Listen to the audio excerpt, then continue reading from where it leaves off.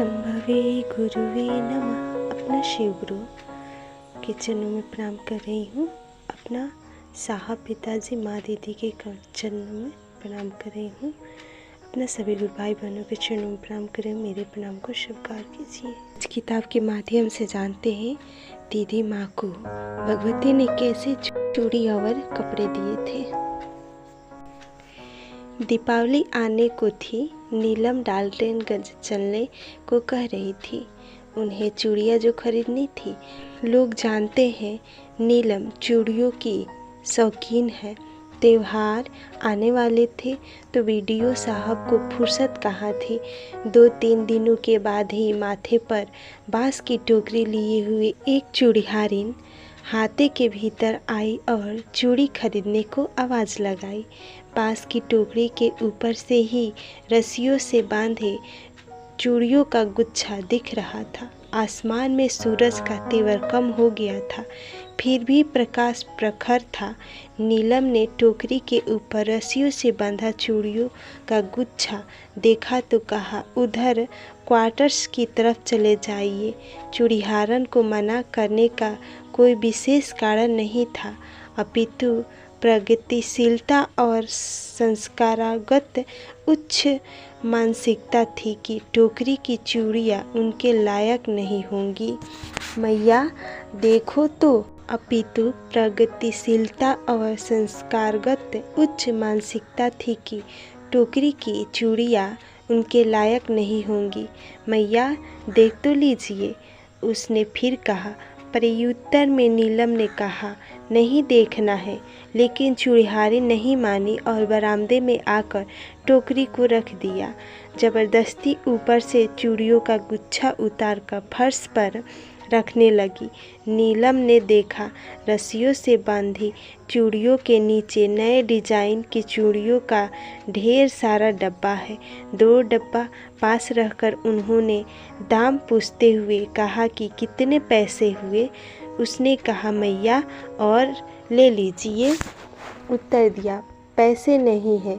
बेचने वाली ने बीच में ही कहा, अरे दीपावली में आकर ले लेंगे। इनकी पसंद को भांप कर उसने सभी डिब्बों को टोकरी से निकालकर फर्श पर रख दिया। लगभग 50 डिब्बे थे, एक से बढ़कर एक। मज़े की बात यह कि सभी चूड़ियाँ उन्हीं की कलाई की साइज की थी। टोकरी अब खाली हो चुकी थी। नीलम को अब याद ही नहीं रहा कि रस्सियों से चूड़ियों का कोई गुच्छा भी बांधा था। अब थी केवल खाली टोकरी और डिब्बों वाली चूड़ियाँ। नीलम ने कहा, मैं इतनी चूड़ियाँ क्या करूँगी, बहुत पैसे लगेंगे। कोई उत्तर नहीं आया। चूड़िहारी हिंदू महिला नहीं लग रही थी। हालांकि साड़ी में थी। उसने दाहिने बंद कमरे को देखकर पूछा, मैया इस कमरे में क्या है? नीलम ने कहा, कुछ नहीं है, एक टेबल और 2-4 लोहे की कुर्सियां हैं। अफसर लोग आते हैं तो बैठते हैं। जिज्ञासा आई, मैया हम देख सकते हैं? नीलम ने भीतर से जाकर दरवाज़ा खोल दिया। वे ड्राइंग रूम में ही थी। उन्होंने कमरा देखने के लिए चूड़िहारिन को बुलाया। पर्दा हटाकर उसने प्रवेश किया। कमरे में वही था जो बताया गया था। अचानक दोनों हाथ अपने सीने पर रखते हुए चूड़िहारिन बोली, या मालिक, और 2 कदम पीछे हट गई। सामने रैक पर निकेल के फ्रेम में महादेव की एक तस्वीर रखी हुई थी, जिसे देखकर वह घबराकर पीछे हटी और कमरे से बाहर आ गई। नीलम भी अचंभे में। सामान्यतः जब भी कोई टोकरी माथे पर उठाता है तो कपड़े का एक गिट्ठा अपने सर पर रख लेता है ताकि दिक्कत ना हो। अब टोकरी के नीचे का गिट्ठा भी नहीं था। महिला की उम्र 30-35 साल होगी। उसने हाथ से टोकरी उठाई और माथे पर झुलाते हुए फटाक से बाहर निकल गई। हरिनानंद कुछ वर्षों तक महादेव की तस्वीर देखकर यही बोला करते थे, या मालिक, आज 35 दीपावली गुजर चुकी है कोई पैसे मांगने नहीं आया। दीदी नीलम धरती से जा चुकी है। हरिंद्रानंद अब भी प्रतीक्षा में है कि शायद किसी दीपावली के दिन कोई चूड़ीहारिन आकर अपना उधार ले जाए, सन 1981 का अपना बकाया ले जाए। काश ऐसा हो पाता, कुछ तो दिल का बोझ घटता। वक्त तो पंछी की तरह उड़ता है। जाड़े ने हल्की दस्तक देती थी। धूप की गर्मी अब शरीर को अच्छी लगने लगी थी। एक दिन हल्की धूप में नीलम हाथे में कुर्सी पर बैठी स्वेटर बुन रही थी। सामने टूटी बाह का एक बेंच रखा हुआ था। ऊन का गोला उसी बेंच पर था। तभी सामने का गेट खोलकर एक महिला अंदर आई। नीलम ने समझा कोई वृद्धावस्था पेंशन पाने वाली महिला है। छरहरा बंधन गौर वड़ साड़ी, हल्की उजली और साफ सुथरी। साहब दोपहर के बाद आएंगे, तभी आप आइएगा, नीलम ने कहा। मैया, हम बगल के गांव में रहते हैं, ऐसे ही मिलने चले आए। मेरी उम्र कहाँ है जो पेंशन लूँगी। शायद वो महिला इनके मनोभाव को भाप गई। नीलम ने बेंच की ओर इशारा करते हुए कहा, बैठिए। नीलम ने देखा महिला के ब्लाउज फटे हुए थे, जिसे वह आंचल से ढके हुई थी। साड़ी भी जहाँ तहाँ बिदड़ पर, पाँव खाली थे, लेकिन सब कुछ साफ सुथरा। चेहरे पर एक मोहक मुस्कान। नीलम ने कहा, अब तो जाड़ा आ रही है, आपको दिक्कत होगी। महिला के हाथ में कपड़े से बंधी एक पोटली थी, बिल्कुल साफ, किंतु पोटली के कपड़े पुराने थे, जिसे महिला ने अब बेंच पर रख दिया था।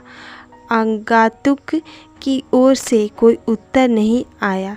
इतना कहा, बेटा ऐसे ही चलता है। बीती रात को बड़ी लगन से ऊन का एक ब्लाउज नीलम ने अपने लिए तैयार किया था।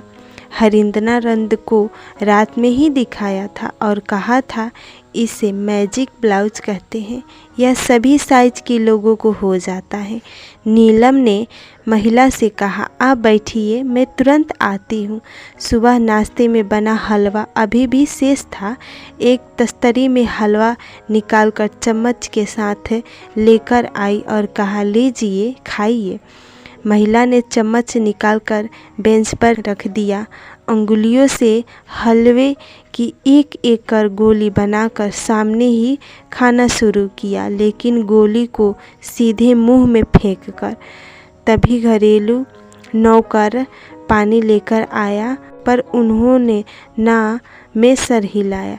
फिर नीलम बोली, मैं तुरंत आती हूँ। एक नई साड़ी और रात में तैयार किया हुआ वही मैजिक ब्लाउज लेकर आई और बोली, आप कमरे में जाकर इसे पहन ले। महिला ने कपड़े उठाए और प्रखंड कार्यालय की चहल पहल के बीच बेंच से उठ कर सामने आवास के बरामदे में ही भीतर की दीवार की तरफ मुँह कर खड़े खड़े ही कपड़े बदल भी लिए और मैजिक ब्लाउज पहन भी लिया।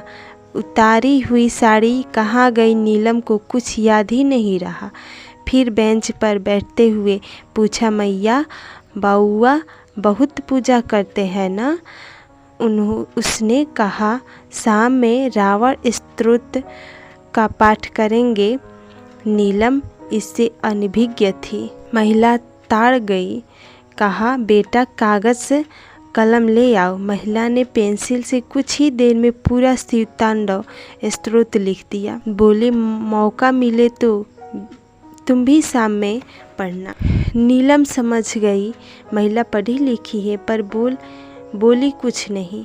महिला ने कहा, महादेव को अपना बनाने के लिए पढ़ने की कोई ज़रूरत नहीं। एक कहानी सुनाई। द्रौपदी ने कमर भर पानी में नंगे खड़े साधु को अपना आंचल फाड़कर दिया था और संकट की घड़ी में द्रौपदी की साड़ी अनंत हो गई।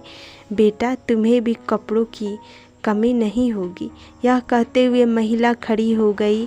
बोली, मैया जाते हैं। नीलम ने रोकने की आग्रह किया, पर उस पर कोई प्रभाव नहीं पड़ा। पलक झपकते हुए गेट से बाहर थी। थेथर की झाड़ियों में ओझल नीलम ने देखा बेंच पर उस महिला की पोटली छूट गई है। तब तक हरिंद्रानंद भी लौट चुके थे। नीलम ने वृत्तांत सुनाया और अंत में बोली, उनकी पोटली छूट गई है। महिला की द्वारा पेंसिल से लिखे गए श्लोकों वाला कागज भी दिया। साहब ने कहा, मैं इस इलाके में ऐसी किसी महिला को नहीं जानता हूँ। आप तो यहीं की बेटी है, आप ना बताइए। उत्तर नकारात्मक था। नीलम ने पोटली खोली, यह सोचकर कि पैसे होंगे तो थाने में भिजवा दूंगी। पोटली में एक नई साड़ी, नई धोती, सिला हुआ सफ़ेद कुर्ता, पेटीकोट एवं सिला हुआ ब्लाउज था। साड़ी की परत उठाई गई तो वहीं चिरपरिचित सामान थे जो पूजा के टेबल पर प्रसाद के रूप में आते थे। बात समझने में देर नहीं लगी।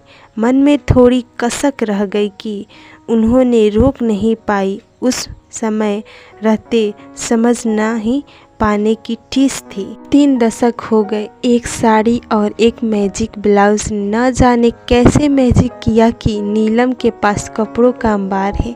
उस महिला ने पोटली के रूप में कैसा आलिदान का चिराग छोड़ा कि नीलम के कपड़े कभी ख़त्म नहीं होते।